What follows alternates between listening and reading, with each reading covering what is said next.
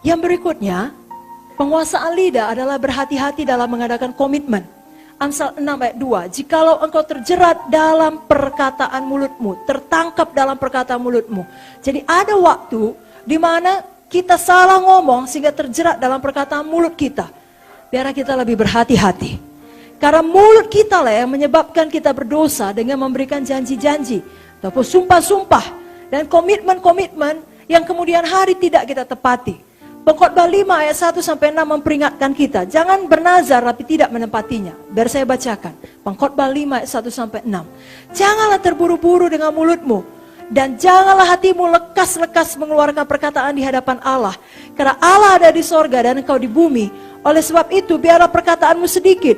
Karena sebagaimana mimpi disebabkan oleh banyak kesibukan, demikian pula percakapan bodoh disebabkan oleh banyak perkataan. Kalau engkau bernazar kepada Allah, janganlah menunda-nunda menepatinya.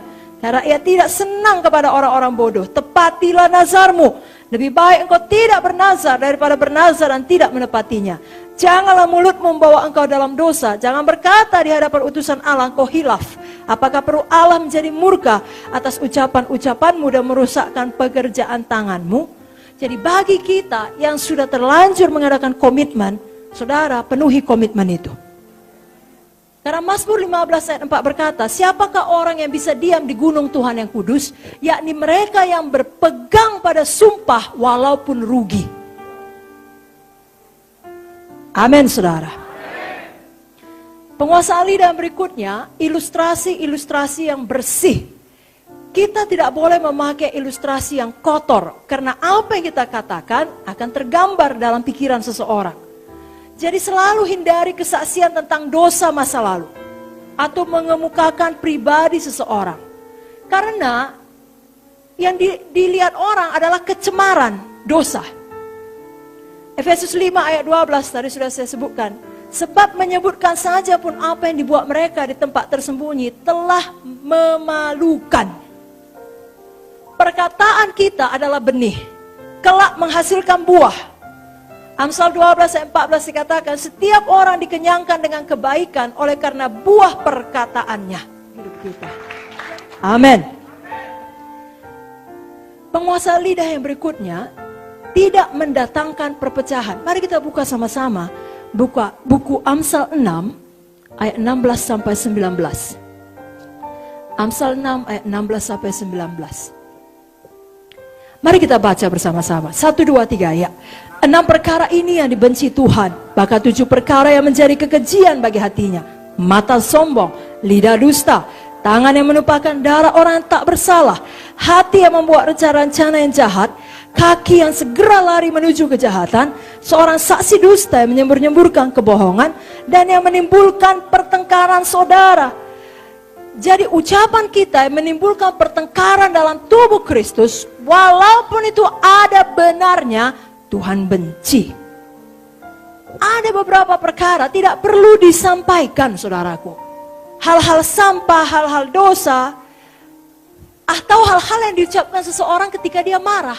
Saya bacakan Yohanes 12 ayat 4-6. Yudas Iskariot, seorang dari murid Yesus, yang akan segera menyerahkan dia berkata, mengapa minyak narwastu ini tidak dijual 300 dinar dan uangnya diberikan pada orang miskin? Hal itu dikatakannya bukan karena ia memperhatikan nasib orang miskin, tapi karena ia adalah pencuri. Ia sering mengambil uang yang disimpan dalam kas yang dipegangnya. Dalam Markus 14 ayat 4-5 dikatakan di sini, ada orang yang menjadi gusar. Siapakah itu? Yudas tadi. Ada orang yang menjadi gusar, Yudas menjadi gusar dan berkata seorang kepada yang lain, berkata, untuk apa pemborosan minyak narwastu ini? Minyak ini dapat dijual 300 dinar lebih, uangnya dapat diberikan kepada orang-orang miskin. Lalu mereka memarahi perempuan itu. Tadinya nggak hanya ada persoalan, mungkin nggak tahu pemurid-murid.